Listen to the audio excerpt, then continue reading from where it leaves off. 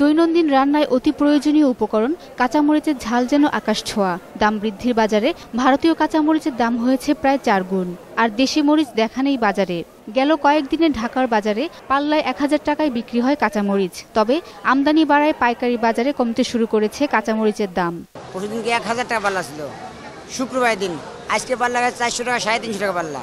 ঈদের জন্য গাড়ি বন্ধ ছিল, মাল আসতে পারে না, এই কারণে দাম বেশি হয়েছিল। গতকালকের থেকে আজকে প্রতি পাল্লা 200 টাকা কমছে।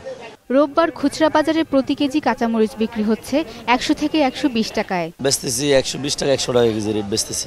তো কালকে ছিল 160 টাকা, পরশুদিন বেচছি 280 টাকা কেজি, এরকম রেট। মানে আশা করি দাম একটু কমার জন্য।